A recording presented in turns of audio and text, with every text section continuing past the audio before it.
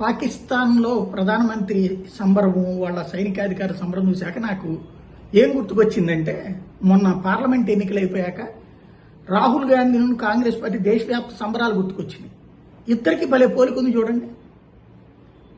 ఇంతకు ముందున్నటువంటి 307 స్థానాల నుంచి 240 దగ్గరికి వచ్చింది బీజేపీ. అంటే ఒక 67 తగ్గినాయి.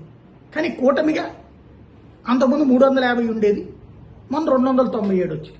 అంటే కూటమిగా అధికారంలోకి అదే వచ్చింది. వరుసగా 2 సార్లు ఓడిపోయి మూడోసారి కూడా ఓడిపోయి కేవలం ప్రతిపక్ష స్థానం వచ్చింది ఇటు పక్కన కాంగ్రెస్ పార్టీకి. దానికే సంబరం చేసుకున్నారు గెలిచేసినట్టు. అలాగే ఇప్పుడు పాకిస్తాన్ ఎయిర్ బేసులు కోల్పోయింది, ఆర్మీ బేసులు కోల్పోయింది, ఆయుధాలు కోల్పోయింది, వాళ్ళ దగ్గర ఉన్న చైనా వెపన్స్ కోల్పోయింది, అమెరికా వెపన్స్ కోల్పోయింది, ఎయిర్ డిఫెన్స్ సిస్టమ్స్ కోల్పోయింది,